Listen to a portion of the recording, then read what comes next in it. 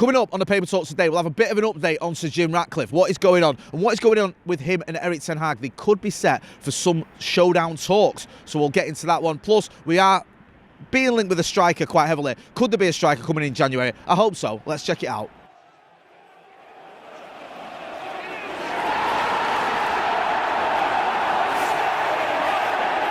Jay here for Stretford Paddock. This is the Paper Talk. As you can see, I'm outside Old Trafford and it's quite mild actually. You might want to put your parka on. It's up to you. It's not too cold.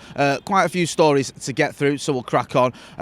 Couple of, well, one potential incoming and a few more outgoings, plus what is going on with the takeover. Before all that though, make sure you are hitting like, share and subscribe. Subscribe to the channel. Let's get to... want to get to 800,000 subscribers by the end of the season. Let's aim for that. Why not? Let's do it. Right. In terms of outgoings, Donny Van De Beek, yes, remember him. It looks like he could be heading to Eintracht Frankfurt. I've seen this in the Manchester Evening News. It's been reported elsewhere. I think 90 Minutes had it. Looking like he could be going to Germany. Now, he's been linked with a few moves, hasn't he, over the last sort of few months. It looks at one point he was going to go to Real Sociedad. Then I think he was linked with, was it Besiktas? He was one of the Turkish clubs. Forgive me, you're one of their fans and I'm getting that wrong, but I'm pretty sure he's linked with Besiktas.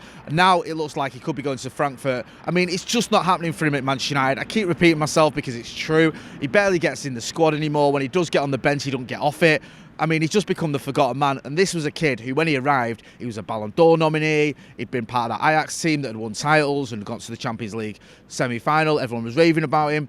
Then, obviously, while it didn't happen under Ole Gunnar Solskjaer, he went on loan to Everton.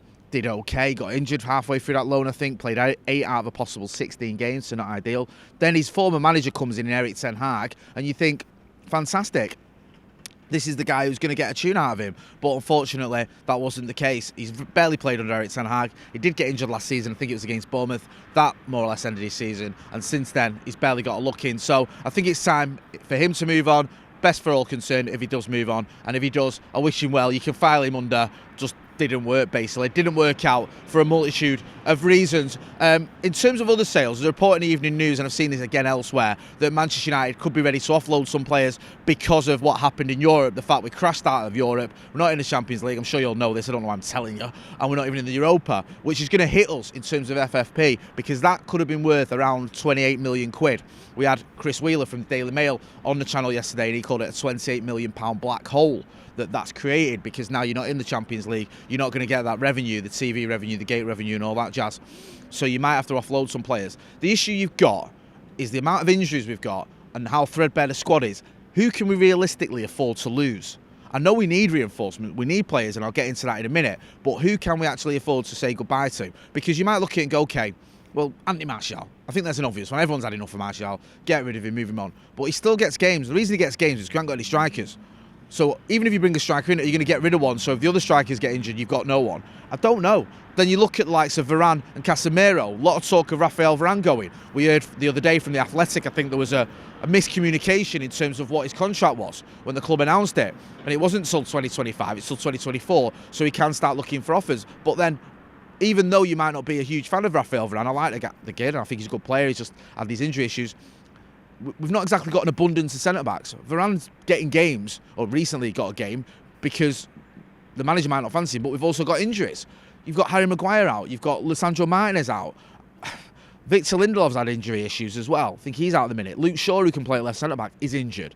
So are you going to let Varane go? I'm not so sure. Casemiro's another one. In midfield, again, I know I'm repeating myself here, but in an ideal world, you'd probably use Kobe Mainoo sparingly. He's only 18 years old. I know he's fantastic, but he's getting more game time because we need him, because we lack that type of player in the centre of the park. So are you going to let Casemiro go in January? I'm not so sure. Maybe in the summer we can start seeing a lot of these players leave. I'm not so sure we'll see him in January. You may disagree. Get involved in the chat in the comments and let us know what you think. Now, on the incomings, one player who we have been linked with quite a lot is Serhou Guirassy. This is the kid from Stuttgart, and he is absolutely banging him in. I think he's got 18 goals in 14 appearances in the Bundesliga this season. There's a report in Sky Sports, I think Sky Sports Germany, and Sky Sports have picked up on it over here, that United are sort of monitoring him, tracking him. There was reports, I think last week, that we'd actually begun talks with him.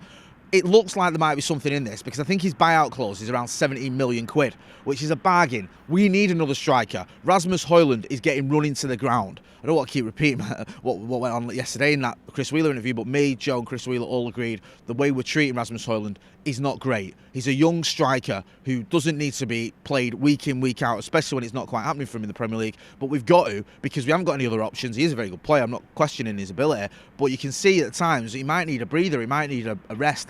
He might not be 100% fit. He's getting played week in, week out because of the lack of options. And Guirassy, I'm not a mad fan, because I think he is having a bit of a purple patch, and there's always that worry that, is he really that good? I think he scored 14 goals in 29 appearances last season. He's 27 years old. He's not a kid. Is this just like a little bit of a purple patch? You bring him in, he's not quite up to it.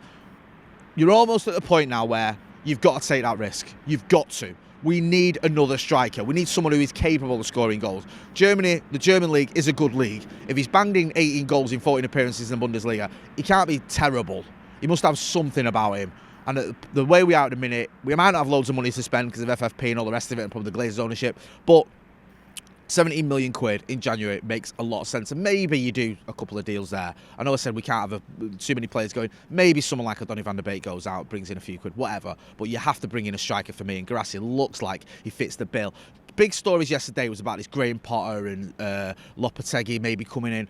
We heard that sort of rumours and other reports that maybe that's not the case. Maybe that's a bit more rumours and conjecture rather than anything actually solid. In terms of Sir Jim Ratcliffe and Eric Ten Hag, there's a report in the Daily Mirror that those two are set to have some talks. Now, the Mirror says that it's Ratcliffe and Ten Hag are going to have a chat. They're going to have a sit down when Ineos buy their 25%. It also says it might end up being Dave Brailsford. Brailsford might end up coming in and being the sort of guy that oversees everything, and he might end up sitting down with Eric Ten Hag. Also on that front as well, there's reports that Sir Jim Ratcliffe's main priority is going to be not the manager, but the people above the manager. He wants to get his sort of managerial structure in place. That could be a priority for him. So we'll have to wait and see what happens on that front. Is he going to sit down with Eric Ten Hag? Is he going to get someone else too? Is he going to get a whole new team in and not the manager? Is he going to replace the manager? It's not set in stone what is going to happen. And also, we've got some big games coming up. A lot of it may depend on what happens over the next 2 weeks. We've got Liverpool away. That's an easy one. Then you've got West Ham away, another easy one. And then Villa. Well, what are Villa doing this season? Nothing. So you've got them at home. Yeah, it's very, very tough, obviously. And if you lose all those 3 games, after the Bournemouth loss, after the Bayern Munich game, where we lost as well, crashed out Europe, does Sir Jim Ratcliffe come in and go, this isn't the guy for us, this is a sinking ship? I don't know, but it looks like some sort of talks are going to take place. Just on the Ratcliffe front as well, there's another report I think it was in the Mirror, saying that Sir Jim Ratcliffe sat down with Graham Souness for a chat and advice about buying a football club. Now, whenever I see anyone taking advice from Graham Souness, I worry about it. I certainly wouldn't take advice from him if it was up to me. But it seems like it was just a sort of informal discussion a couple of years ago when Sir Jim Ratcliffe was thinking of buying Chelsea, and Graham Souness was saying that he said, at the time, that Chelsea looked like they could be a good proposition because Roman Abramovich was being forced to sell at a bit of a discount price because of what was going on with the war in Ukraine, his ties to Putin and all the rest of it. So why that was looking like a good deal. Didn't happen. So Jim Ratcliffe looks like he is going to come in with this 25% stake. We are still waiting for it. We have been waiting for it for we've been waiting for some sort of movement for 18 years, but we've been waiting for this for at least, 13 months since the Glazers did their strategic alternatives announcement or whatever it was. As soon as we hear something, we'll let you know. The common theme amongst most of the reports is it's going to be in the next couple of weeks. So around the new year, Sir Jim Ratcliffe comes in and then we'll see some changes. What those changes will be remains to be seen. Just before I leave as well, one little story about a kid who's come from the Emerging Talent Programme at Manchester United. Jaden Camerson, I think his name is, 16 years old.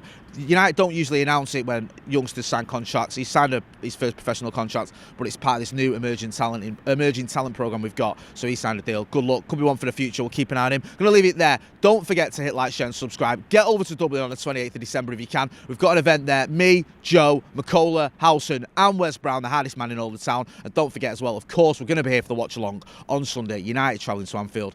Let's do this together, yeah? We're in this together. Thanks for watching.